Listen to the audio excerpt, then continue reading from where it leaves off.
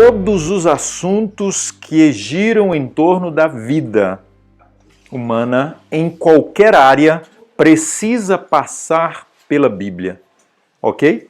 E o assunto do santuário, ele é fundamental. Por isso, eu vou fazer uma pequena introdução com vocês da importância da Bíblia. Este livro, ele dá o norte do conhecimento mais importante para a nossa vida, ok? Então, o santuário, nós precisamos olhar para o santuário numa ótica muito especial e talvez surpreendente para alguns que não conhecem. O santuário, ele é, de forma didática, o trabalho de Deus para que nós possamos conhecer o plano da redenção. Então, o santuário é um lugar de amor, é um lugar de restauração, é um lugar de redenção. O que é amor para nós?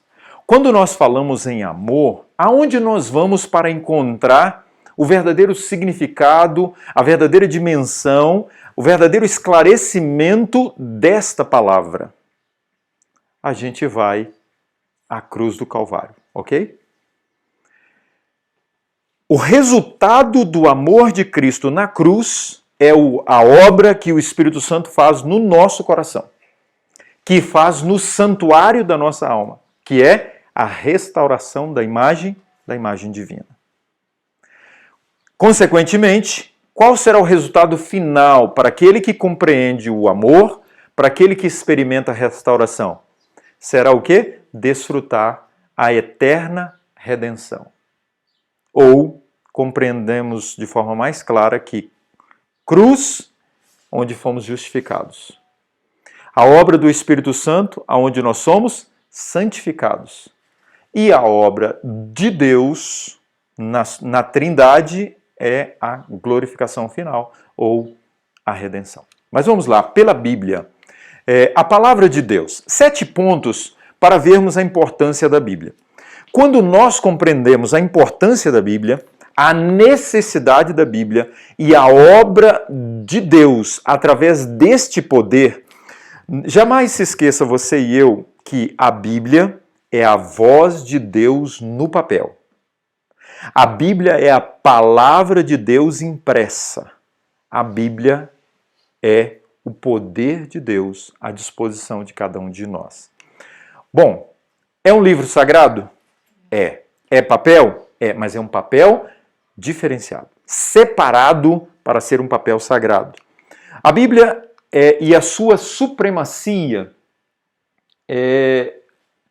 nós precisamos ver que não existe outro livro acima da Bíblia, da palavra de Deus.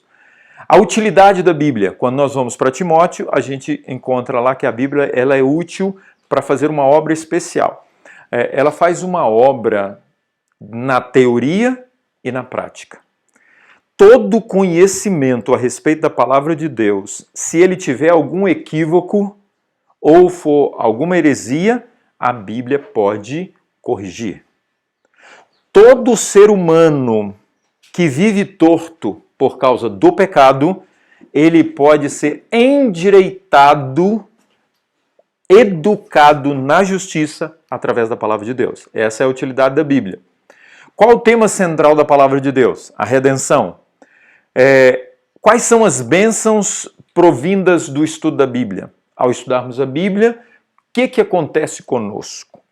A Bíblia pode ser um lenço para enxugar as nossas lágrimas? A Bíblia pode ser um pão que alimenta o coração? E aí segue.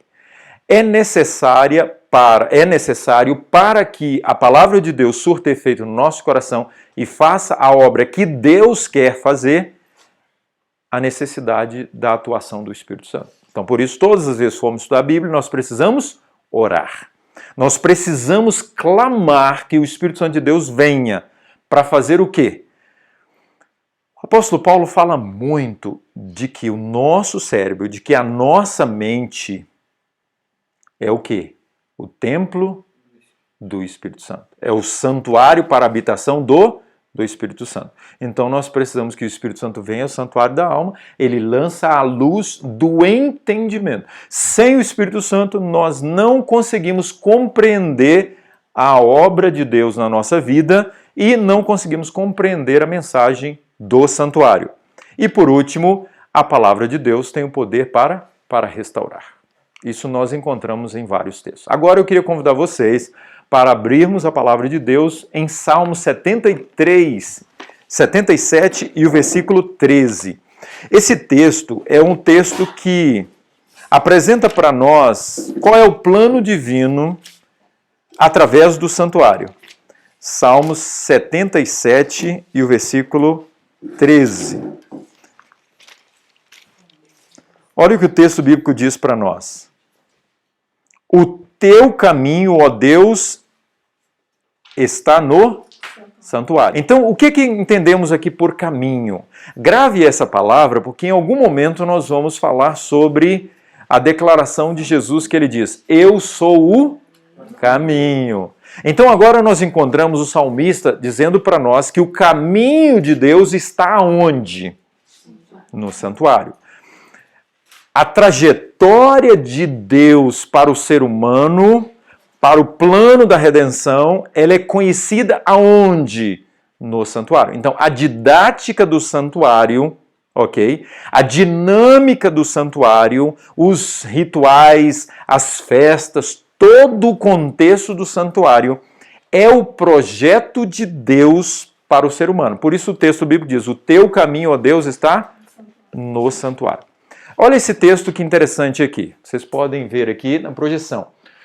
O santuário no céu abre ante nossos olhos o plano da redenção, conduzindo-nos através do tempo ao próprio fim e revelando o triunfante resultado da controvérsia entre justiça e pecado. Então, todo o contexto do grande conflito ele é trabalhado por Deus para esclarecimento de como é que Deus vai nos conduzir ao tempo ou ao fim vitoriosos, ok?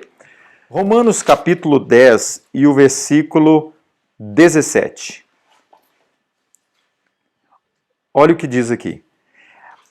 E assim a fé vem pela pregação, e a pregação pela palavra de Cristo, palavra de Deus. Então vamos entender aqui uma coisa. Qual é a base para a nossa fé? Nós precisamos ir para a Bíblia. Ao irmos para a Bíblia, o que nós encontramos na Bíblia que é realmente o que solidifica a nossa fé? Olha, vocês entenderam a frase? Vamos lá, vamos trabalhar isso aqui, que isso aqui é muito importante para nós. Eu abro a Bíblia, e se eu ler de forma aleatória, sim, pode até fazer bem para mim, pode, e faz bem para nós. Mas quando eu tenho um foco, o tema central da Bíblia é a redenção. Nós vamos ver isso daqui a pouquinho com vocês, que Ellen White fala que o tema central é a redenção. Mas até então nós temos ouvido que a Bíblia é a biografia de quem? De Jesus Cristo. De Gênesis a Apocalipse, a Bíblia fala de quem? Já lá nos primeiros capítulos, nós encontramos quem é o Criador? Jesus Cristo. Cristo é o Criador de todas as coisas. Está lá em Colossenses, o apóstolo Paulo confirma isso. Então nós já encontramos Cristo aonde?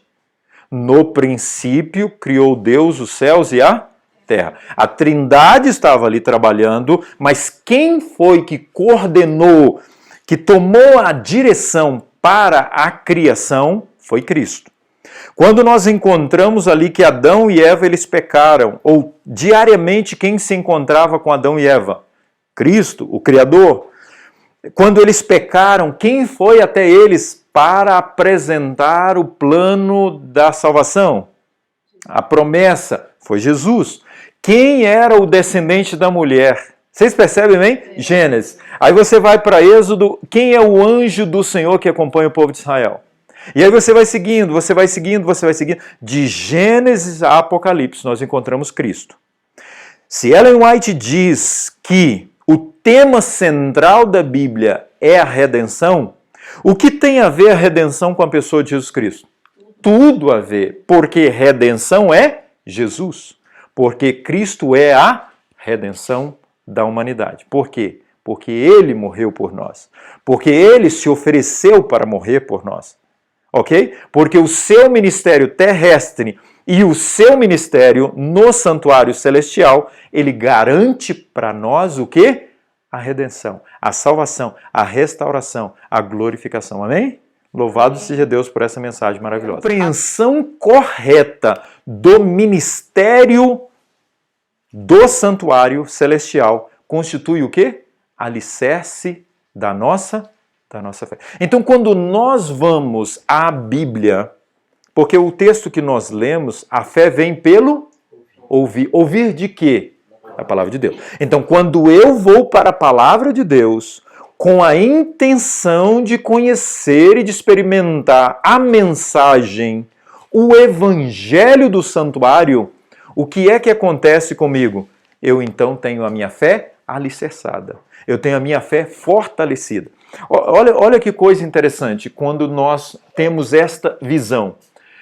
A compreensão correta do ministério do santuário é o alicerce para nós. Então isso quer dizer que se nós estudarmos, que se nós experimentarmos a mensagem do santuário, volta aí, o caminho de Deus está onde mesmo? No santuário. Então Jesus diz em um dado momento que ele é o caminho. Então quem é que está no santuário? Então quem é o caminho para que nós possamos alcançar a salvação? Jesus.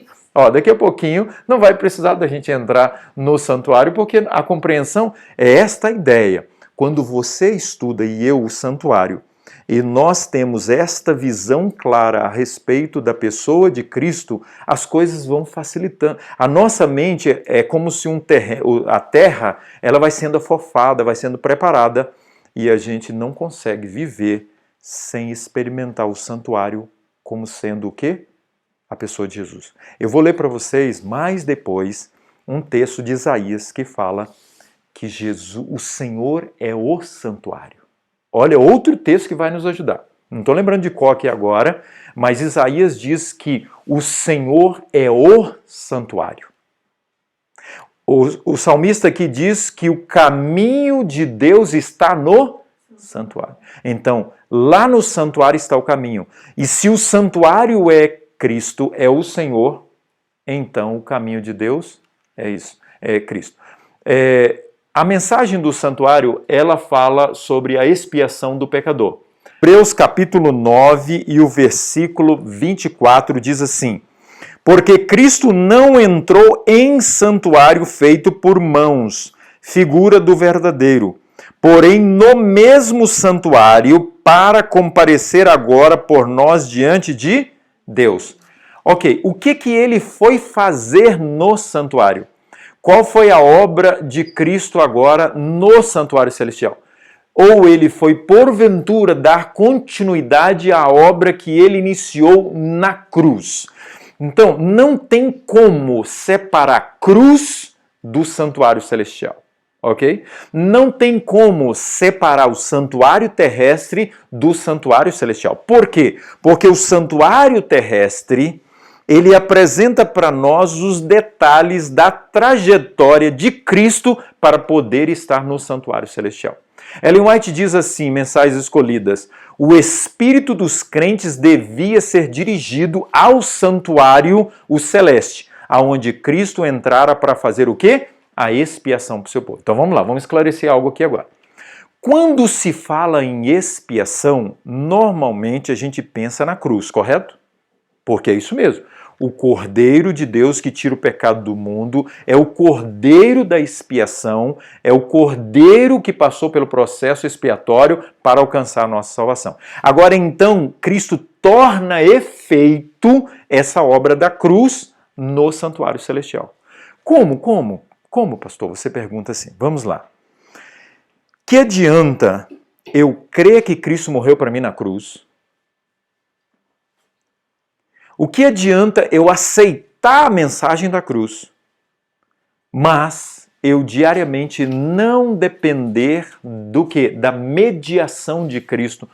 Por quê? Porque se a cruz tivesse encerrado tudo ali, está garantida a salvação, acabou, não tem mais pecado, tudo bem, mas o pecado continuou, não é verdade? Então a Cristo agora tem que tornar efeito esta obra que ele realizou na cruz lá no santuário celestial. Porque quando eu olho para a cruz, vejo a morte de Cristo por mim, derramando o seu sangue, eu clamo a ele o quê? Perdão e misericórdia. Eu clamo a ele o quê? A restauração. E então ele vai diante de Deus, o Pai, no trono central, e ele apresenta as mãos e ele fala, Pai, eu morri por ele.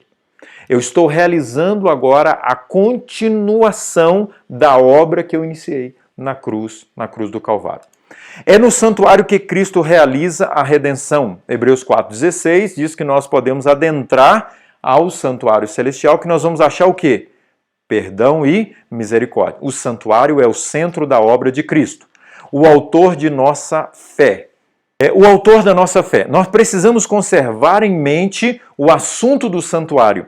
Devemos ter nossa mente ancorada pela oração e o estudo da palavra de Deus para que possamos agarrar essas verdades. Deve o povo de Deus ter agora os olhos fixos no santuário celestial, onde se está processando a ministração final de nosso grande sumo sacerdote na obra do juízo e aonde está intercedendo por seu povo. Então, aonde deve estar o nosso foco hoje?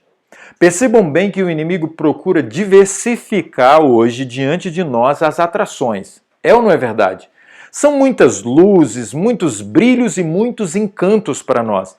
Mas aqui está bem claro que o nosso foco, que a nossa atenção deve estar onde? No santuário celestial. Por quê? Porque lá no santuário está Cristo. Por quê? Porque lá no santuário está Cristo e o que ele está fazendo por nós? Se você sabe que alguém está indo ao banco para buscar dinheiro para você e ele vai passar o dia inteiro e você não sabe que horas que ele vai trazer esse dinheiro, como que você passaria esse dia seu? Se você soubesse que alguém está indo a uma loja para comprar um presente maravilhoso para você, mas você não sabe que horas vai e nem como será esse presente, como você viveria aquele dia? Como eu vivo? Ansioso, com expectativa. O pensamento fica onde? Lá, é isso mesmo.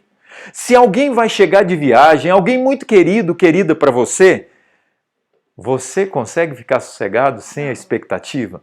Então, nesse momento, eu queria convidar você e eu para que nós possamos ter o nosso coração no céu. Para que nós possamos ter o nosso coração na pessoa de Jesus Cristo. Para que nós possamos ter o nosso coração focado naquilo que Ele realiza por cada um de nós. Amém? Que Deus nos abençoe por esta alegria especial que nós temos. Agora, para os últimos dias, como povo de Deus, qual deve ser a nossa atitude para esses dias em que nós estamos vivendo? Vou ler com vocês aqui o texto. Devemos ser estudantes diligentes da profecia. Qual profecia? A profecia do santuário. O santuário é uma profecia? Claro que é. É uma profecia que ela aconteceu no passado e ela é uma profecia que acontece hoje, porque os profetas apresentaram, por exemplo, Daniel, ele diz assim, e até 2.300 tardes e manhãs e o santuário será o quê?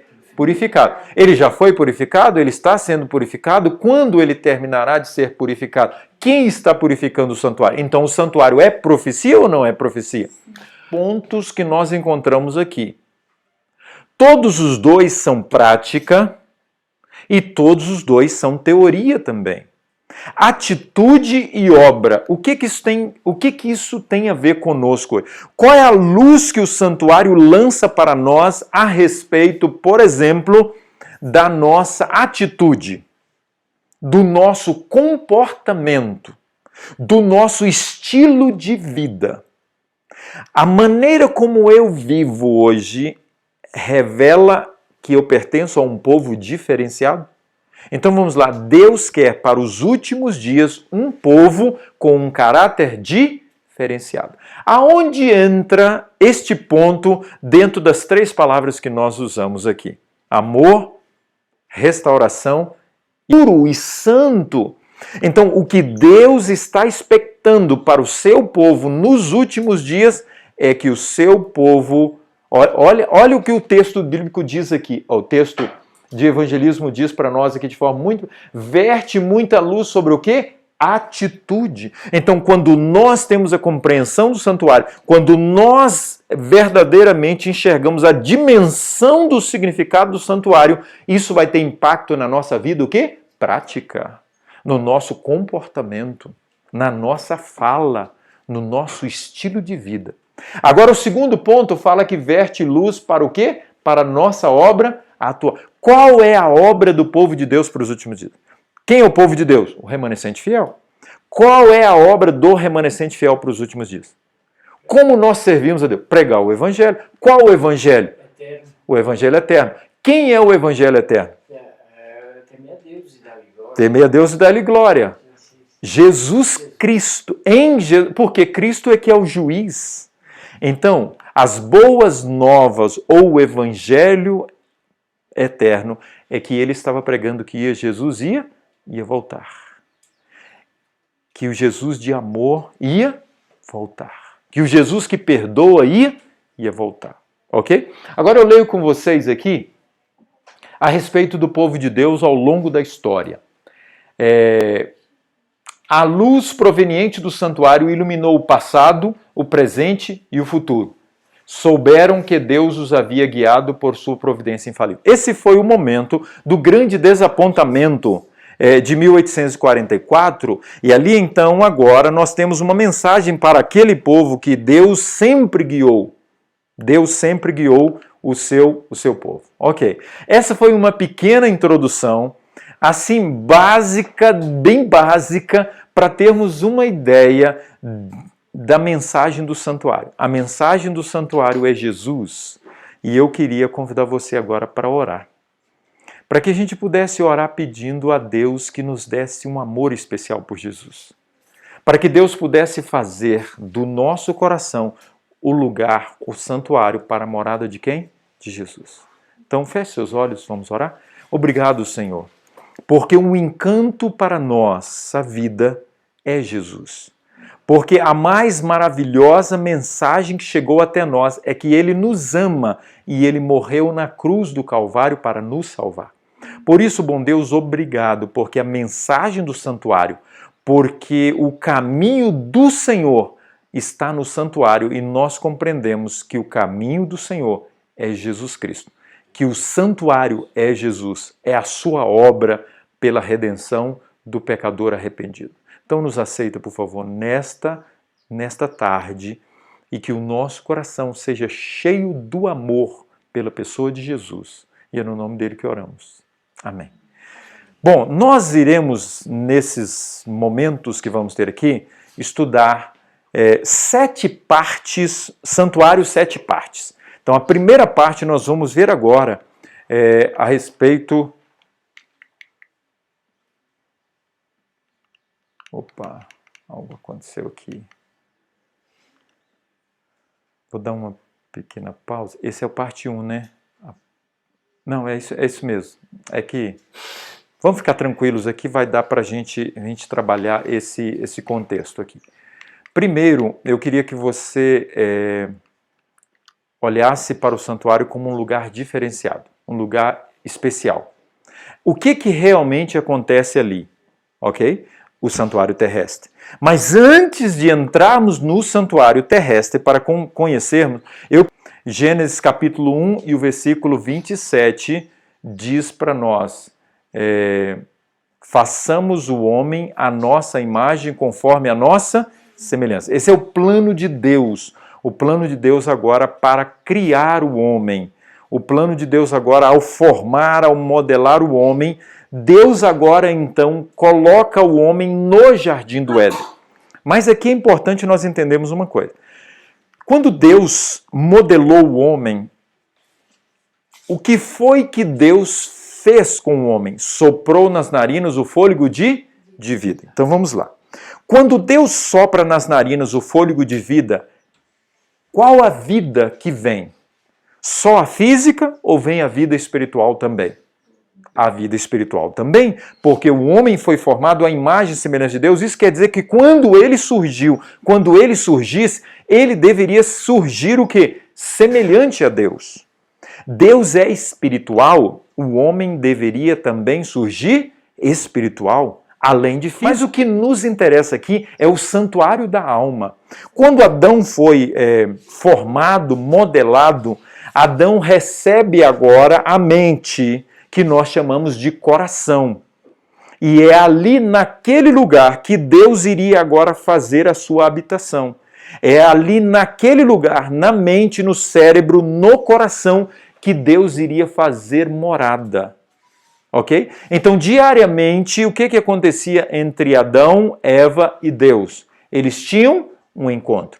Quando Deus vinha fisicamente. Mas quando Deus vinha fisicamente, o que acontecia no santuário da alma de Adão e Eva? Eles experimentavam o poder da presença de Deus. Por exemplo, quando eu e você abrimos o coração na oração ou no estudo da Bíblia, acontece alguma coisa com o nosso cérebro? Porventura o nosso cérebro é preenchido por uma experiência de uma dimensão espiritual? Por exemplo, quando nós abrimos o coração para o pecado, qual é a dimensão que nós experimentamos? A dimensão do pecado. Mas quando nós abrimos o coração, o santuário da alma, para a atuação de Deus, nós experimentamos qual a dimensão? Dimensão espiritual. Por isso nós somos preenchidos pela espiritualidade e nós então experimentamos o poder de Deus no nosso coração. Amém? Maravilhoso isso, não? É esta a experiência que Deus quer que a gente tenha diariamente. Então vamos lá, não se esqueça. Nós já falamos aqui, demos um toque do santuário terrestre, não foi? Demos um toque do santuário celestial, não foi? E agora eu acabei de citar aqui outro santuário? O santuário da alma. Mais à frente nós vamos estudar um pouquinho mais sobre isso. Então Adão e Eva, agora eles todos os dias, eles tinham o privilégio de se dirigir agora à árvore da vida. Eu queria ver com vocês aqui o seguinte. Vocês lembram de Josué e de Moisés? Aonde Moisés estava quando Deus apareceu na sarça? Ele estava onde? No deserto. No deserto, ok? Depois também ele teve outros encontros. Mas ali era chamado Monte de Deus, né? Monte Horebe. Naquele momento, que solo era aquele? Deserto é fértil? Não. É calor? Sim. Dá para nascer muita alface? Não. Você planta alface de manhã, daí meia hora já morreu, porque o sol é causticante. Então ali estava Moisés. Eu quero convidar você para viajar um pouquinho no tempo e ir àquele momento onde Moisés está agora diante de uma sarça, e essa sarça, a árvore está pegando fogo, aquele fenômeno atrai Moisés, Moisés se aproxima, e quando ele se aproxima, ele ouve uma voz. Moisés, Moisés. Moisés diz, eis-me aqui. Deus diz o que para Moisés?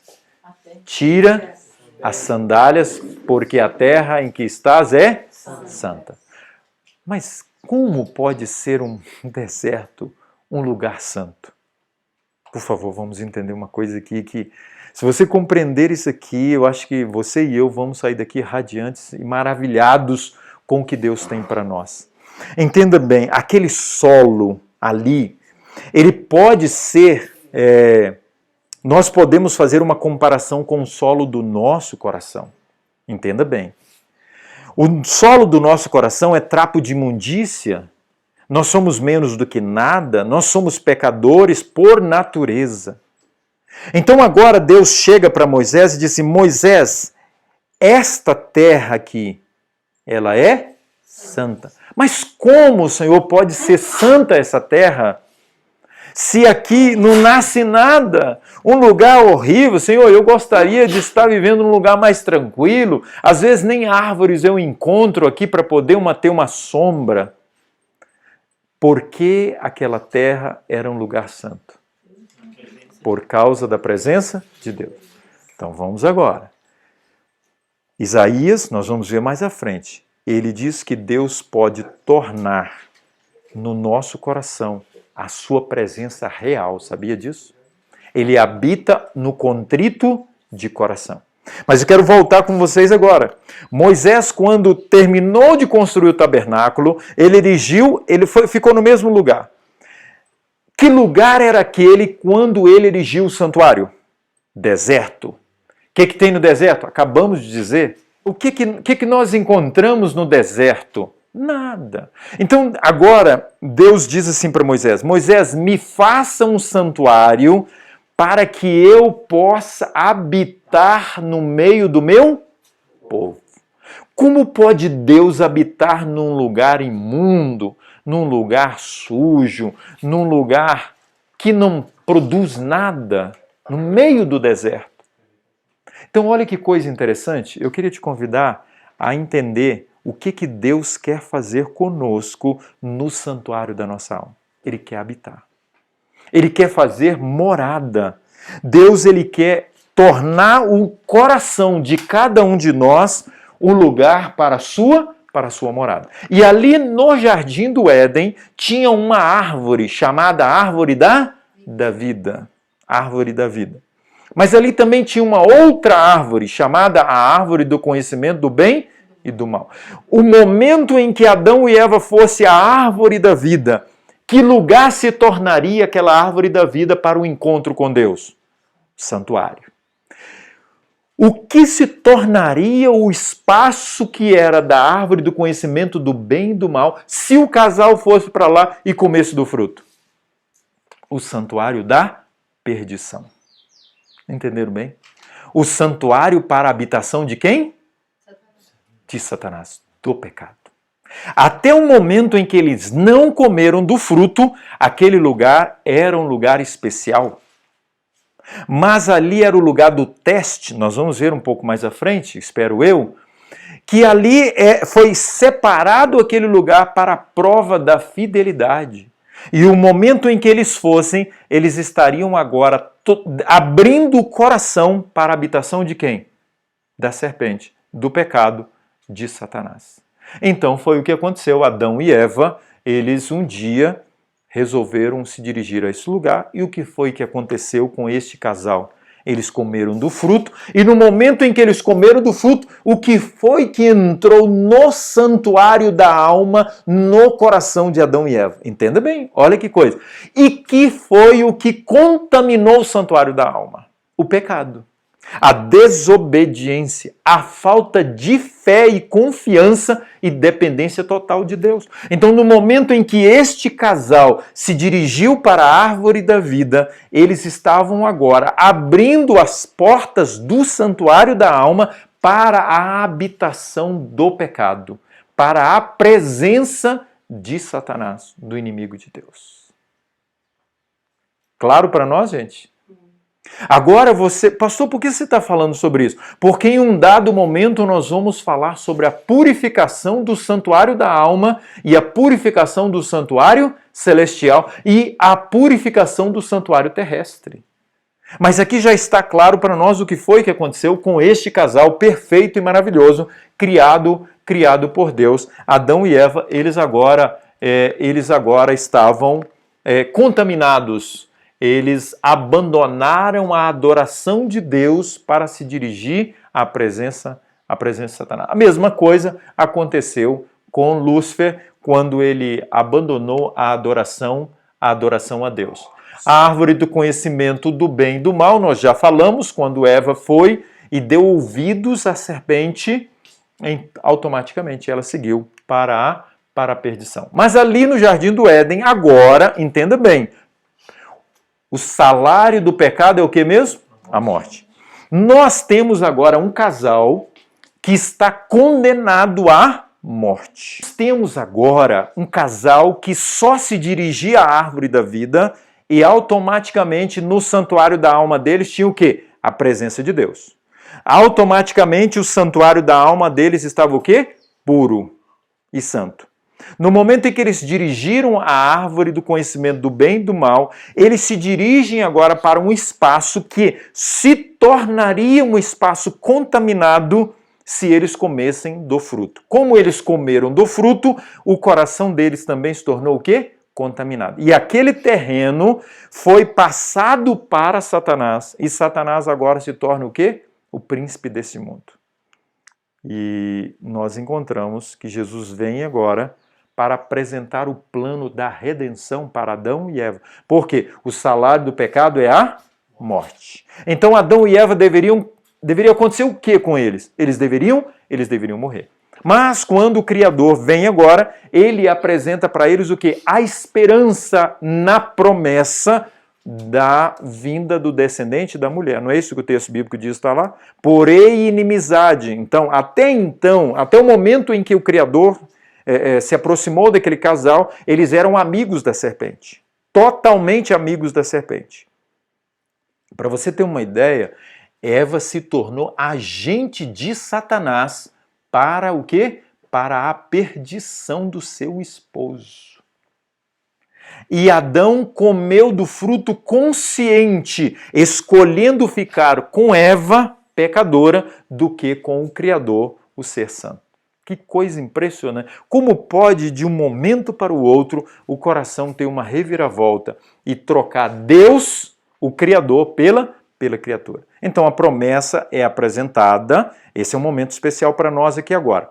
Adão e Eva estavam ali, diante do primeiro juízo investigativo. Quero convidar você para essa compreensão. Primeiro juízo investigativo, Deus chega e pergunta: onde estás? Capítulo 3 e o versículo 8. Onde estás? Deus estava buscando despertar agora Adão e Eva para o reconhecimento de que eles estavam no abismo, de que eles haviam afundado no pecado, de que eles haviam se lançado nos braços de Lúcifer, que eles haviam se entregado ao comando da serpente, dando ouvidos à serpente.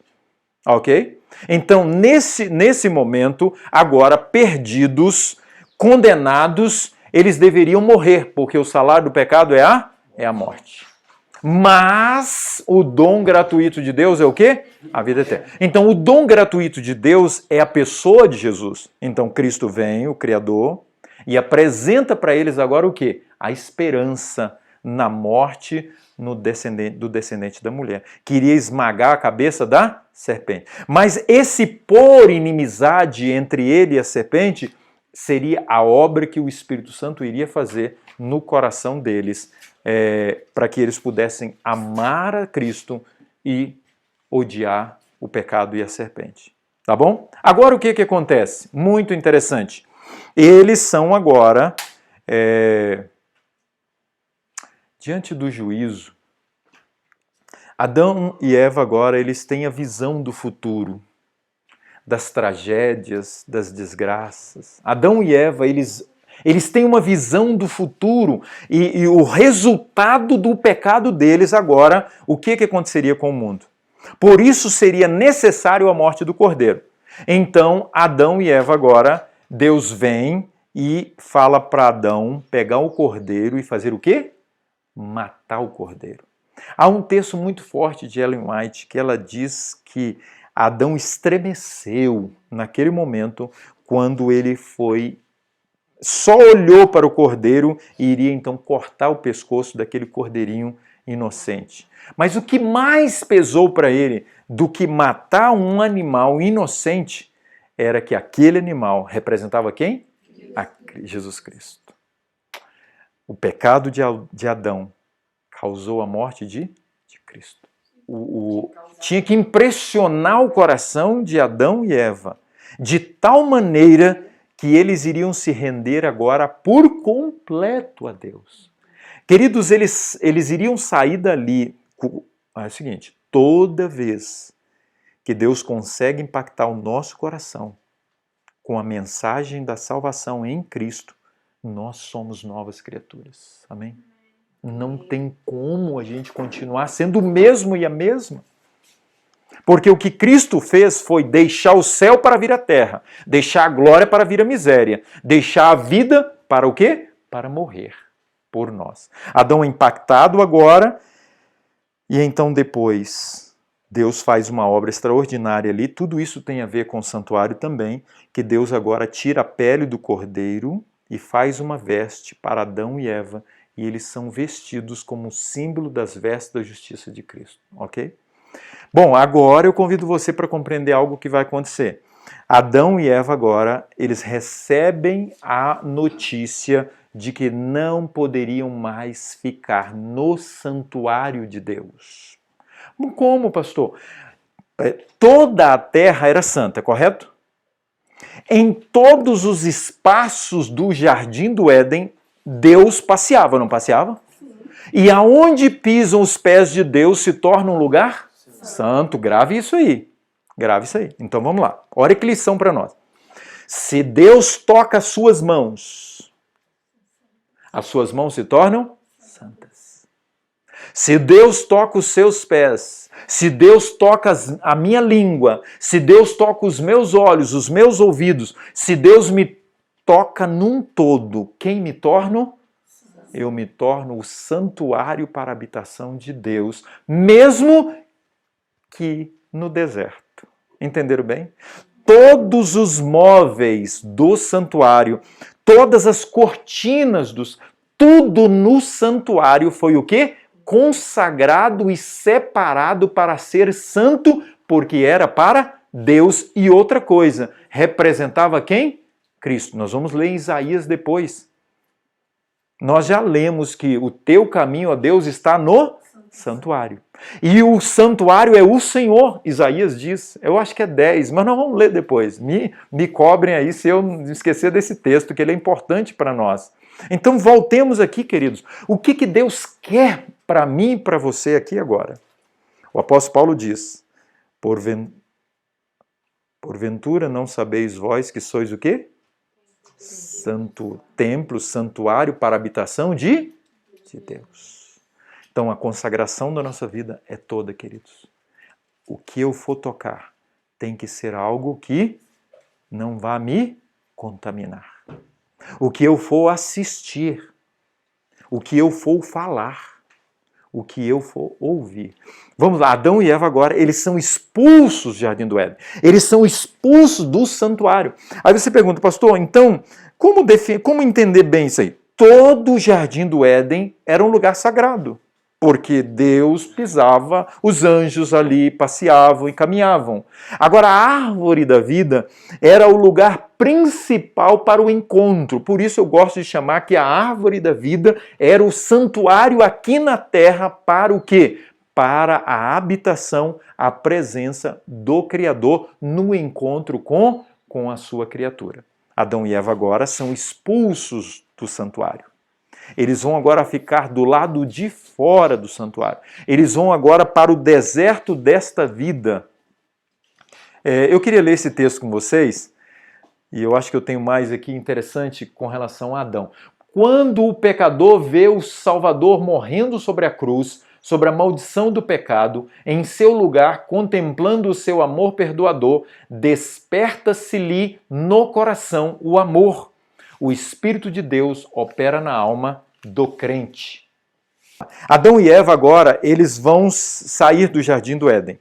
Mas para que eles pudessem aceitar a mensagem, a promessa de Deus, eles deveriam receber a atuação do Espírito Santo. Por isso eu coloquei para vocês, nesse momento aqui, a obra do Espírito Santo no coração. Primeiro, São João 16:8 diz, o Espírito Santo convence do pecado, da justiça e do juízo.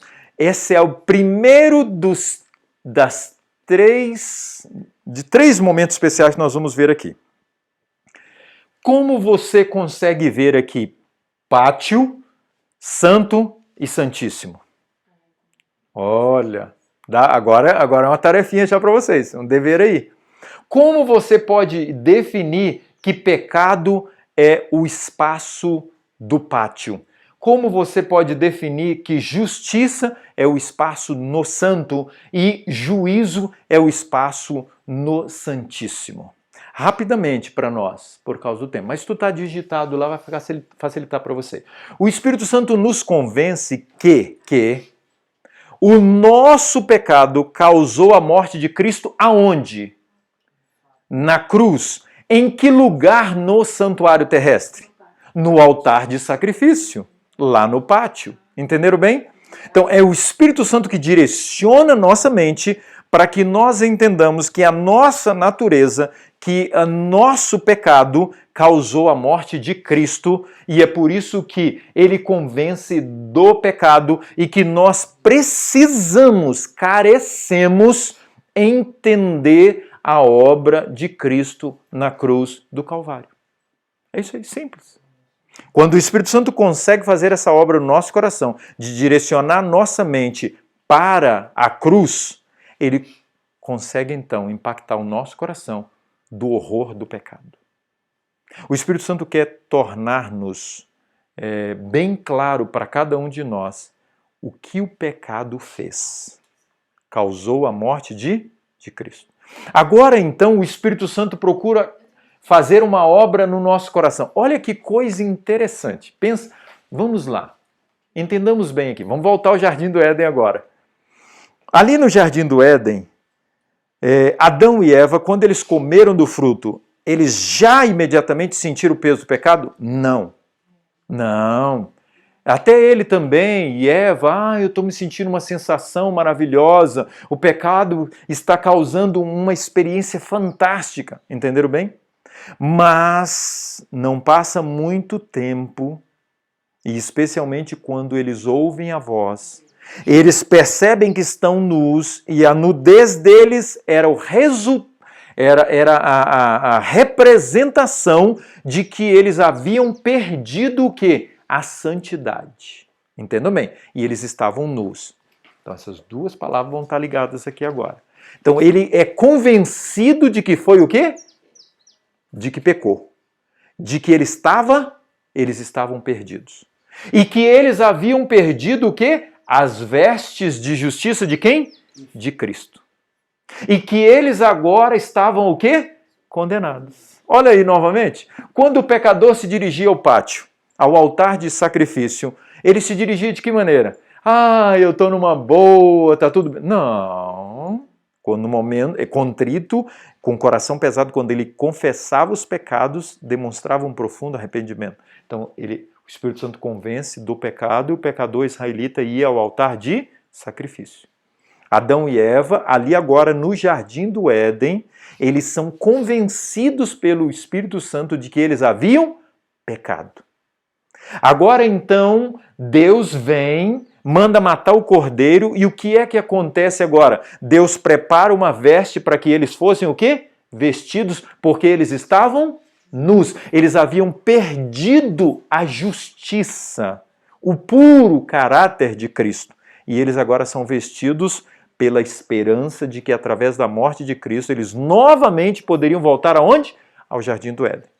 Mas diante de Deus, quando Deus se aproxima, onde estão? O que foi que aconteceu? Deus começa a investigar aqui e ali. Adão e Eva agora sentem que estão prestes a morrer. Eles iriam morrer.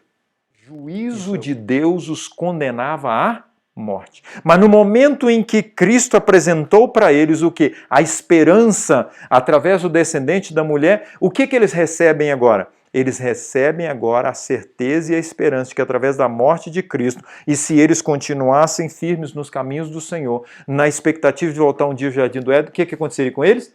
Eles passariam pelo juízo como salvos. Entenderam bem? A experiência no Jardim do Éden. Olha os três. O que acontece hoje no Santuário Celestial, no Lugar Santíssimo? A partir de 1844, o que Cristo começou a realizar no Santuário Celestial? O juízo investigativo.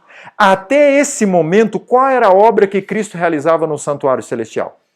Quando você e eu pecamos, nos arrependemos e confessamos o nosso pecado pelo convencer do Espírito Santo, nós pedimos perdão. E o que Deus faz conosco? Ele nos lava, nos limpa, nos purifica. Ele comunica justiça. Isso se chama comunicar justiça. Essa é a obra que o Espírito Santo realiza conosco. Quando Cristo morreu na cruz, ele imputou justiça. Isso quer dizer, ele pagou o preço do nosso pecado, ok? Então a obra do Espírito Santo na vida humana é convencer do pecado, de que nós precisamos nos dirigir ao altar de sacrifício, de que nós precisamos ir à cruz do Calvário para ver o horror do pecado, de que nós diariamente precisamos clamar a Deus por perdão para os nossos pecados e que Ele nos vista com as vestes da justiça. É o que Cristo realiza no altar de incenso. Ainda Ele faz essa obra também. Ele chega diante do Pai, Pai, perdoa. Por favor, Pai. Ele está arrependido, ela está arrependida. Então, me dá o poder, me dá a ordem, o comando, para que o Espírito Santo faça uma obra no coração dele lá, de moldar, de restaurar a imagem divina. E o que Cristo realiza por nós hoje? Hoje ele realiza o juízo investigativo. Como nós somos passados em revista hoje nessa obra. Enquanto Cristo ministra no santuário, em cima lá no céu, continua a ser, por meio do seu Espírito, o ministro da igreja onde? Na terra. Mas em que lugar na terra que ele ministra? Aonde? Espera aí. Se aonde está a presença de Deus é no santuário, ok? Nós cremos que quando a gente vai à igreja, nós temos a presença de Deus, não temos? Mas e quando não vamos à igreja? Aonde que Cristo ministra? Em nós. Porque nós somos o quê? O santuário para a habitação de Deus. Então, essa é a parceria do Espírito Santo com Deus. E se você for olhar todos os movimentos que o pecador dava e que o sacerdote dava e o sumo sacerdote no santuário, nós tínhamos ali a presença simbólica de Cristo e a presença simbólica do Espírito Santo. Vocês sabiam disso? Nós vamos ver, não sei se daqui já ou daqui a pouquinho, o Espírito Santo conduziu a vida de Cristo todinha até a cruz. Vocês sabiam disso? Então o Espírito Santo que levou Cristo até o altar de sacrifício. E o Espírito Santo é o fogo que faz o quê? Purifica de todo o pecado. Então, no plano de restaurar a imagem divina, foi estipulado que o Espírito Santo atuasse na mente como a presença de Cristo. Uma influência modeladora no caráter humano. É o Espírito Santo que opera para transformar o caráter, retirando a afeição dos homens das coisas temporais e perecíveis e fixando-a na herança eterna, na substância que é imperecível. O Espírito Santo recria, aprimora e santifica. Esta é a obra do Espírito Santo no coração. Agora eles caminharão pelo deserto, buscando encontrar novamente a oportunidade para retornar ao Jardim do Éden. Eles tinham que encontrar agora o quê? A porta. Eles tinham que encontrar agora o quê? O caminho. Eles tinham que encontrar agora o quê? A verdade. Eles tinham que encontrar agora o quê? A vida. E o santuário era o lugar que eles tinham que ir. Por isso, depois que saíram e estavam agora pelo deserto da vida, eles iam com frequência à porta do jardim do Éden. E Deus conservou o jardim do Éden por um bom tempo ali, para que Adão pudesse ir frequentar e eles pudessem agora ter um encontro com Deus. Então, nós encerramos essa etapa com um casal que estava dentro do santuário e foi agora expulso do santuário. Por quê? Porque o santuário é um lugar para a presença de quem? De Deus. Por quê? Porque o santuário é um lugar santo. E ali deve permanecer quem está buscando a santificação. Eles vão para o deserto, simbolicamente agora, perdidos, e eles deveriam encontrar novamente o caminho de volta para o lar, para casa, para que eles pudessem ser felizes. Qual é a condição do homem agora? A condição do homem agora é, se quer ser feliz, precisa voltar para onde? Para o braço de Jesus. Precisa retornar, encontrar a porta de entrada para o santuário. Por isso, Adão e Eva, eles saíram dali compreendendo a mensagem do santuário, compreendendo que só em Jesus e por Jesus eles poderiam voltar à vida, a experiência novamente maravilhosa no Jardim do Éden. Amém?